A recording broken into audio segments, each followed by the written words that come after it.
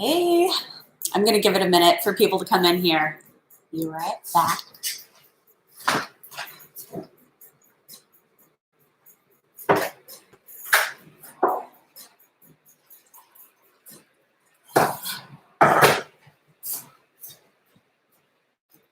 Hello.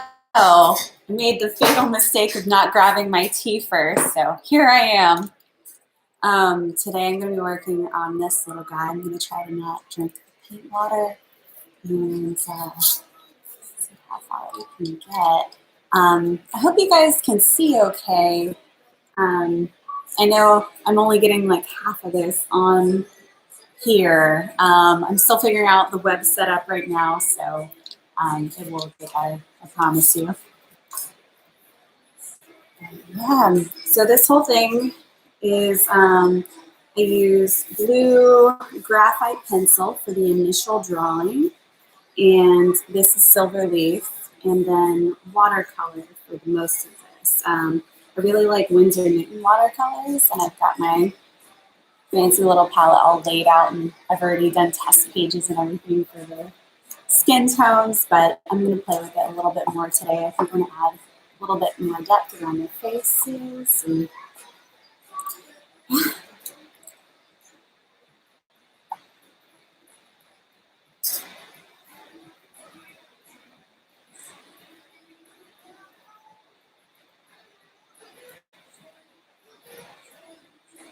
the model I used for this is actually a friend of mine. We went to college together, university rather, in Austin. And she's so sweet. I'm not even sure if she knows that I'm using her photo right now. We took photos together. Gosh, it was like almost 3 years ago now. So it's been a little while.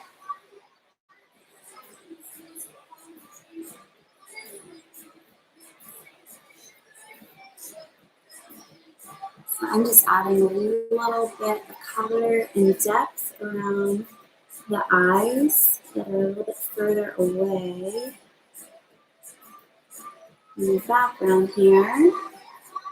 Because right now it feels very, very flat. With portraits, I build up the depth of skin tones very, very gradually.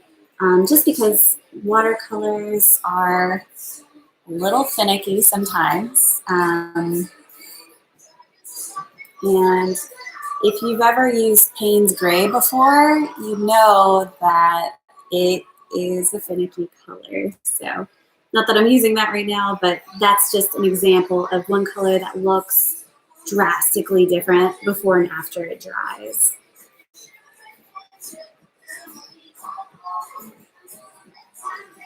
I love doing watercolor portraits. I think it's really fun and really challenging. Oh, hello, little one. Hey, come in. All right. All right. Okay. This is my helper. She asks nicely before she hops into my lap, but she just hangs out and watches me paint and draw most of the time. She is super chill. I love her. She's been my baby for forever now. It's good.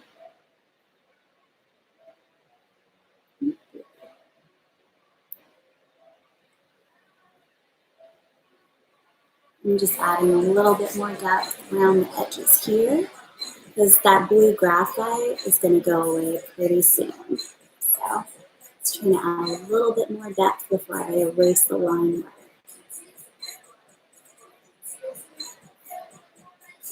So really defining the jawline, nose.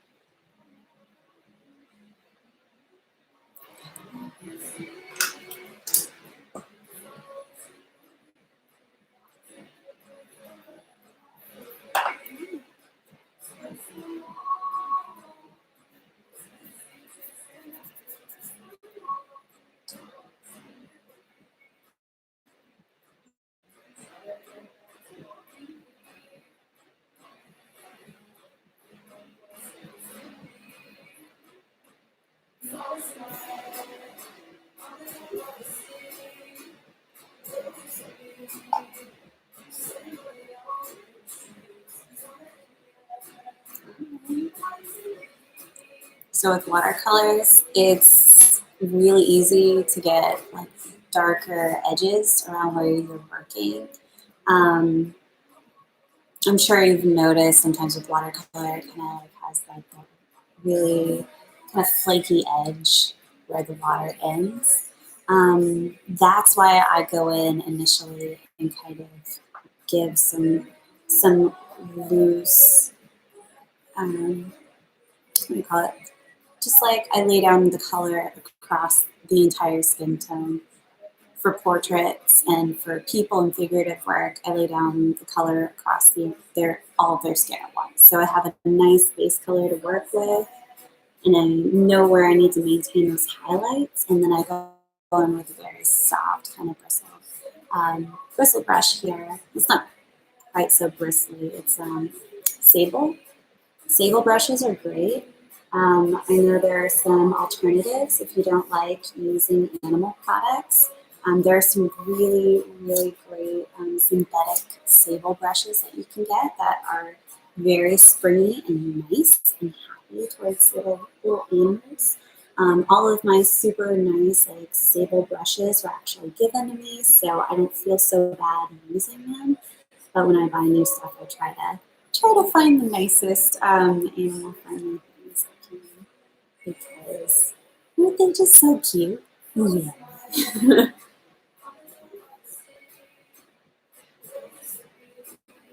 Okay. We've got a little bit of depth on her shoulders now. A little bit more around the eyes. And I go very slow and very cautiously. I'm working on the eyes because it's really easy to go a little bit too dark. It makes them look super tired, and that's not quite what I'm going for in this piece.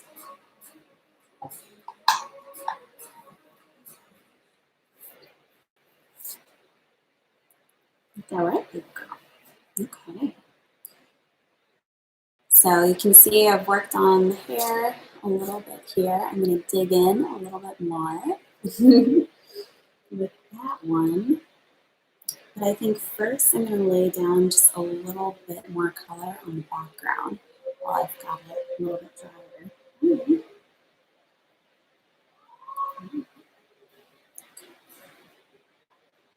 She heard there was a camera, so she had to hop on screen. Hey, nice to see you. Marcus, you're awesome. I'm glad you're in here.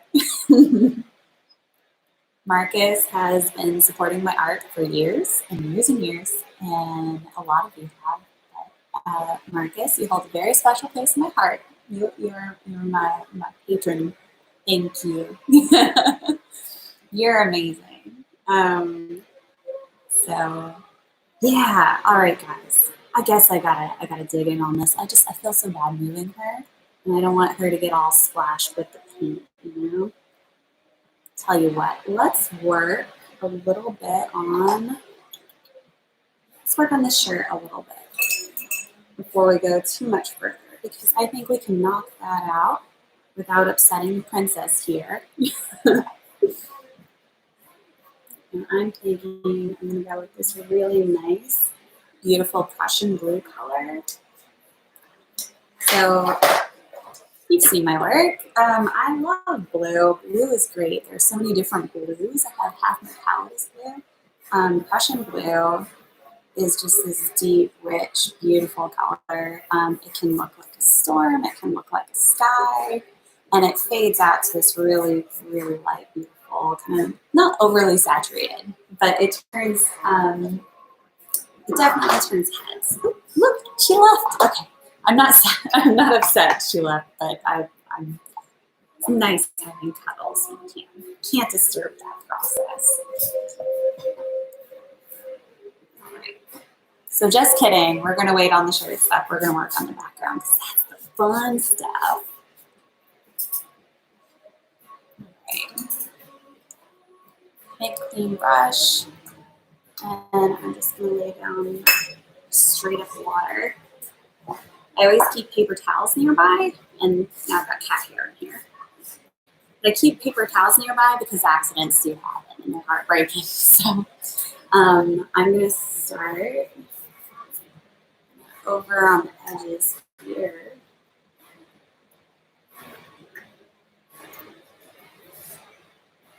I think it's a little bit easier for me to work upside down sometimes, depending on the angle of things.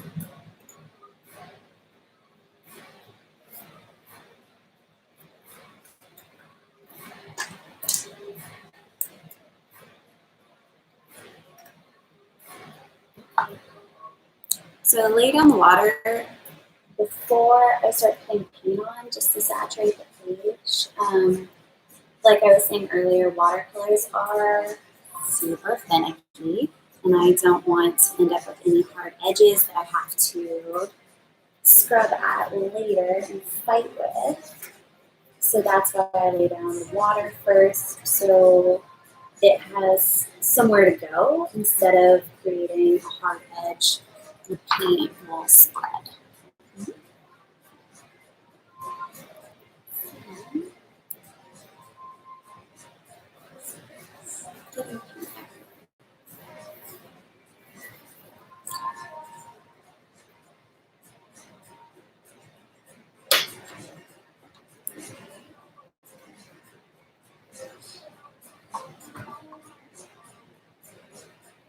You know what? I think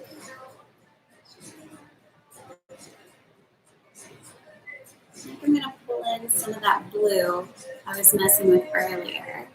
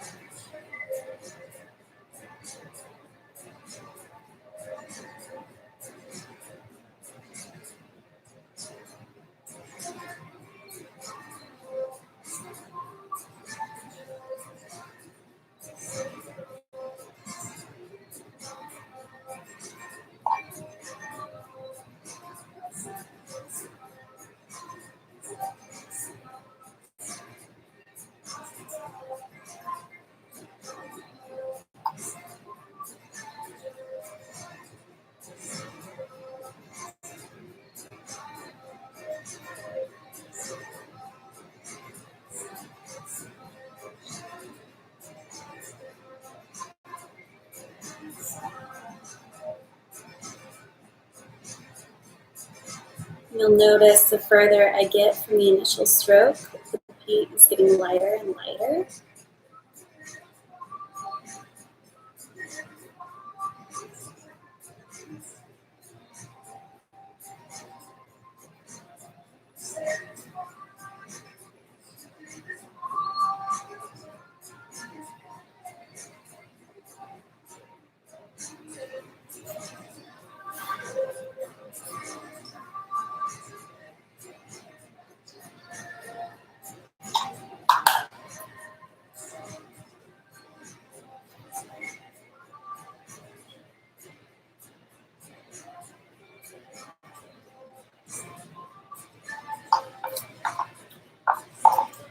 Hey, thanks, Matt.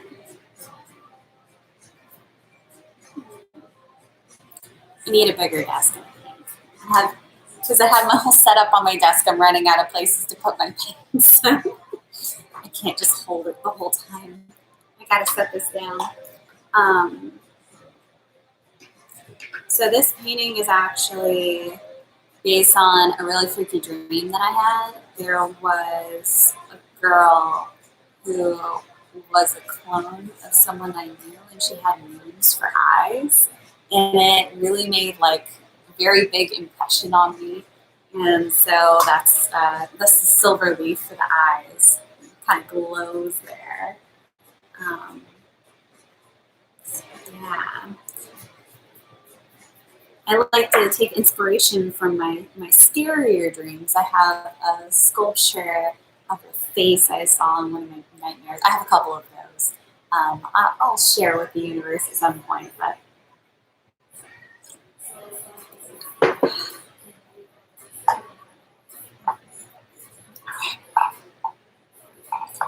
So the other side.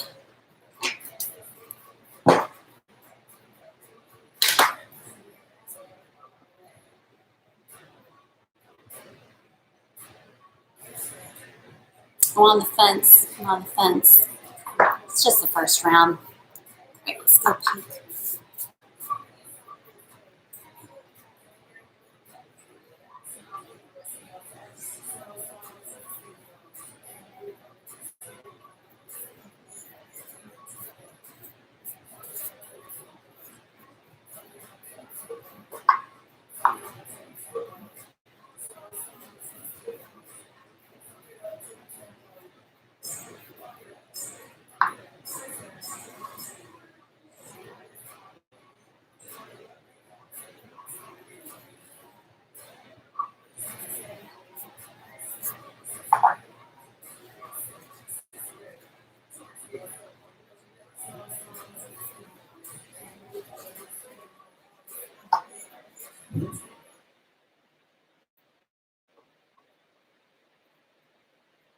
My Spotify has been acting really funny lately. Have you guys noticed any interruptions? I'm having the hardest time with my internet lately. So if I cut out, please just let me know how bad it is, because it looks fine on my side. Okay.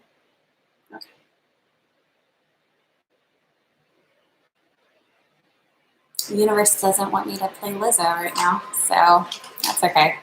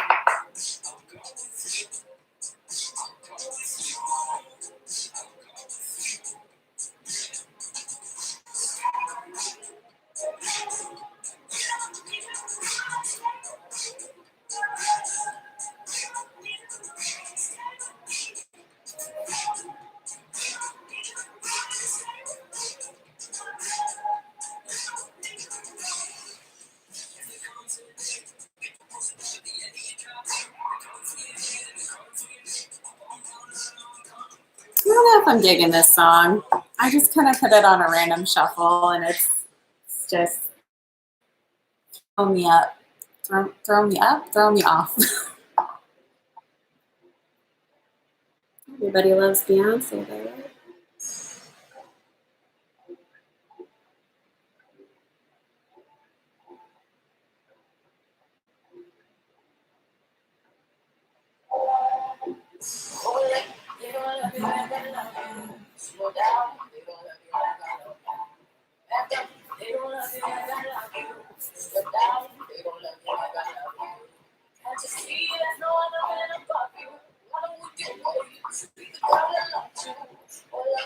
Awesome. Thanks for confirming, Marcus. Appreciate you. I'm glad it's not just my Spotify. Like, it sucks that it's happening to more people, but like, I'm glad we're all suffering together.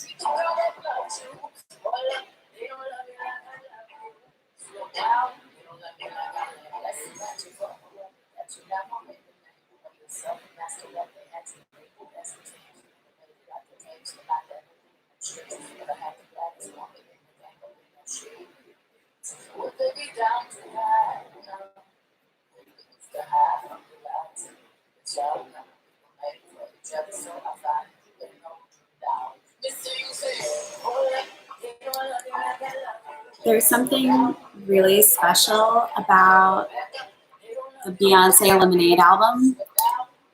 Let me just tell you, I'm not usually huge on Beyonce or like most pop music. Like if you've ever spied on my Spotify account, it's full of like the weirdest stuff you can imagine. I have a 2-day long playlist of Weird Al. Like I like weird indie stuff, but I was sat down and shown the majesty that is Beyonce's Lemonade album. Like her videos, their art, like they're gorgeous, and just the whole album is so beautiful. I was just like cried and watched it for an hour.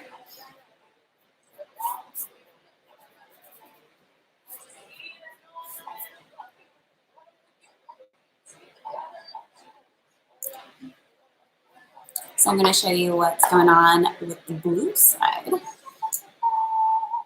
Red starting there.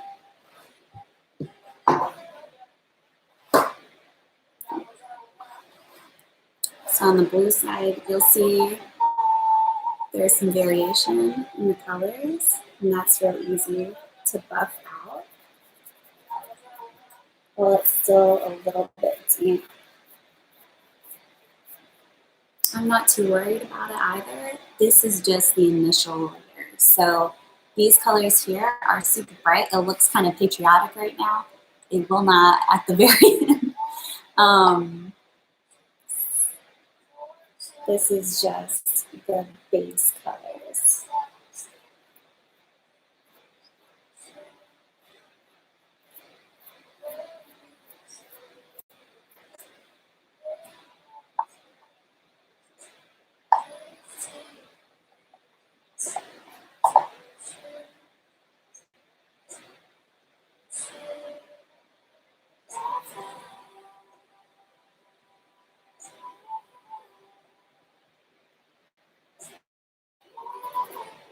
So right now I'm just cleaning up the edges. It's a synthetic brush, so synthetic brushes do not hold a lot of pigment. Generally, they don't.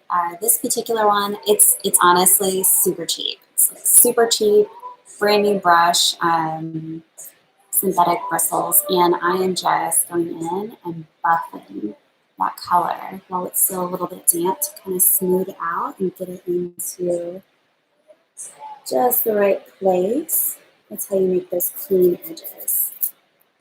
Like my process is generally pretty messy, but I know how to clean up my messes generally, so that's how I get out of trouble.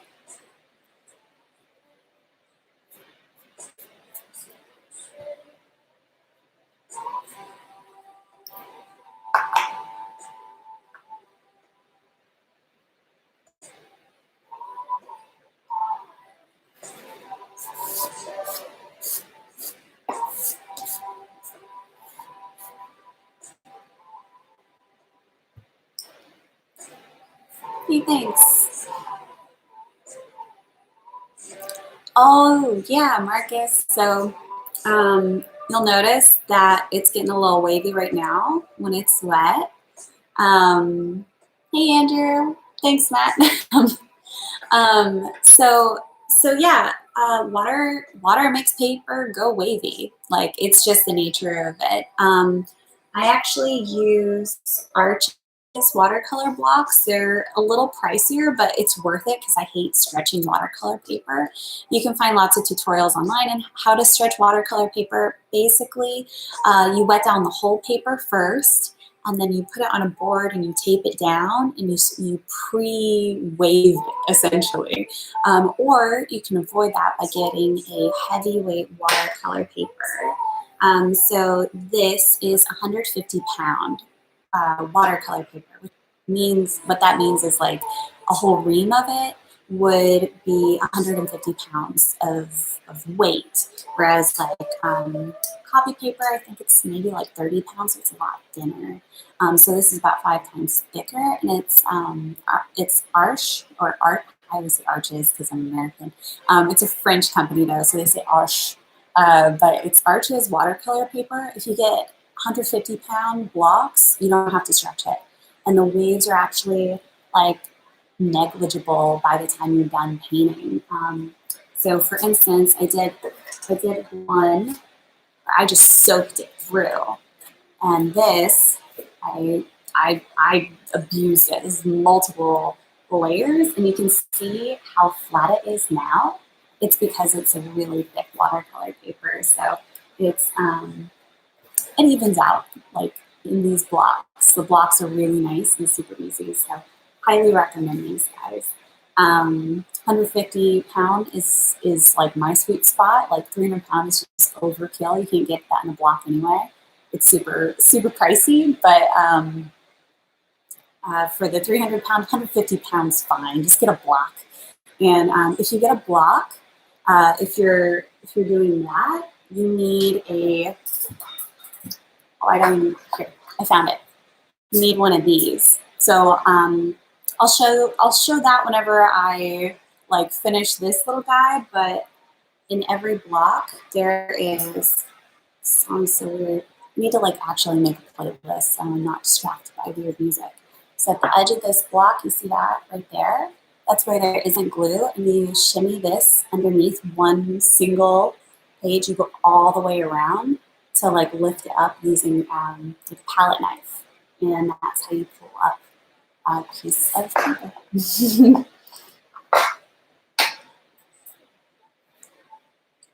So yeah.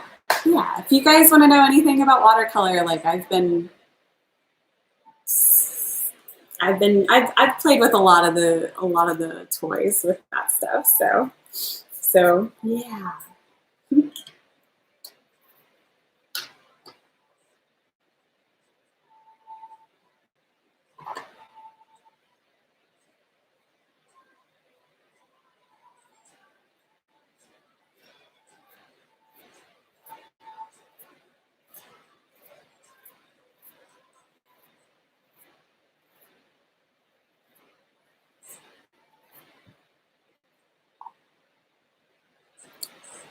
I will say if you've already got a paper that's wavy gravy that you want to flatten out again, my suggestion is to get some.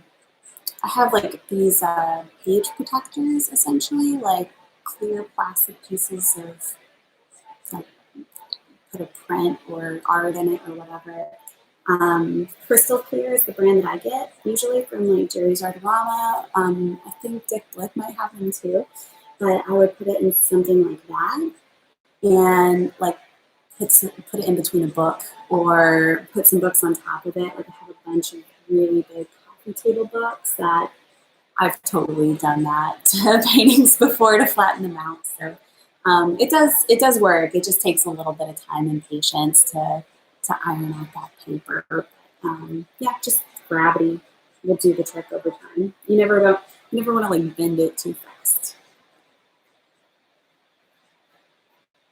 Just gentle, gradual steps.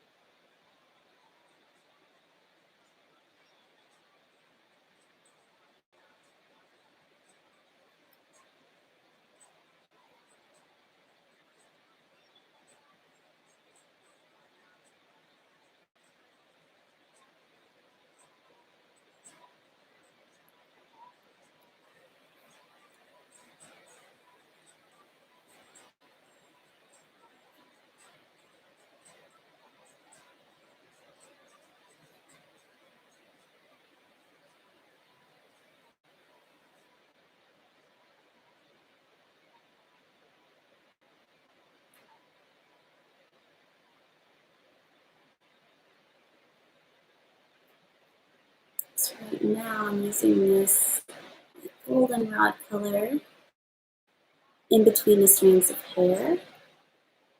Watercolor is funny because you really have to plan out the highlights at the beginning of the painting. Watercolor, you don't really use a lot of white paint. It's like in traditional watercolor, you really want to use the color of off-white or kind of like ivory tone. There's like natural tones in it. So if you have like white paint that you just throw on top of it, it throws a whole feeling of everything off. It's really like an exercise in patience. I love watercolor. I have like a love affair with it, but we do take breaks sometimes from each other because it's a very finicky medium. And it does take quite a lot of planning and thoughtfulness, but it's really rewarding when it all comes together. So right now I'm just trying to keep a few light areas here to keep some highlights in the hair.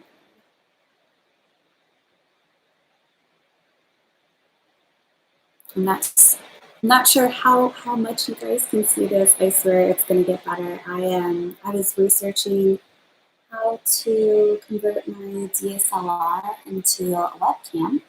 So maybe you can see even better. So that would be great. Hey, how's it going? Peter Porker. Nice seeing you. Stop in again.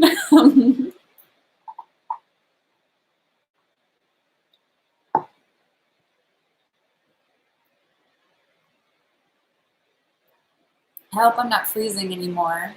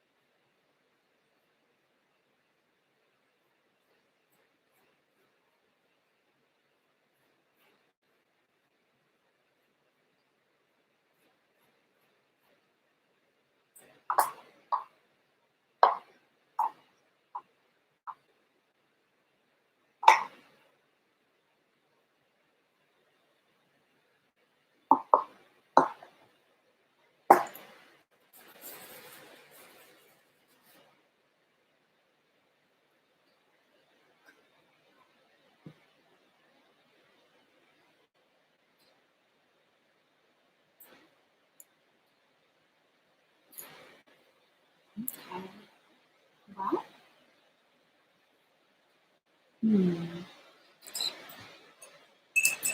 So while I'm waiting on the background to dry just a little bit more, I'm going to dig in,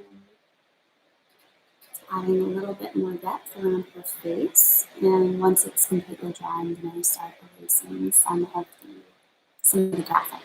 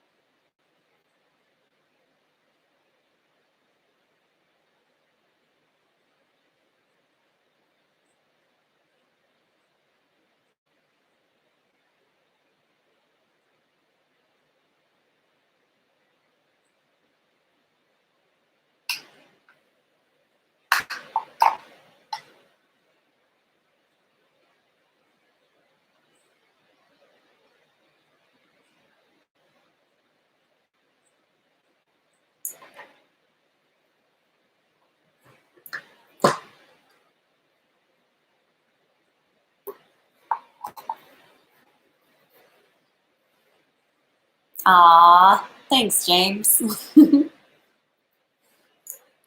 All right, let's see. Still drying right now, but everything's like a little bit sappy, soggy. That's the word. So this is where we're at right now. We've come a long way from just the silver leaf and the sketch. So it's coming along slowly but surely. The biggest thing with watercolor, I feel, is patience and knowing when to step away. I do so many layers in my work. Like right now, it's just like a little bit damp all over. So I'm gonna let the colors sink in, actually stain the paper, and then I'm gonna come back and finish up all the rest of it. So there's definitely a lot more work to go, but thanks for joining me on this little adventure in Art Town. I still have tea left, so that's good. If you guys have any ideas for making this stream better, let me know. Shoot me a comment if you like it so far. Like, subscribe, all that good stuff. Tell your homies. Thanks. I'm glad that it was neat. I don't know. I have fun showing off stuff and answering questions and stuff. It makes my heart happy. And thanks for watching. Take care, guys. Bye.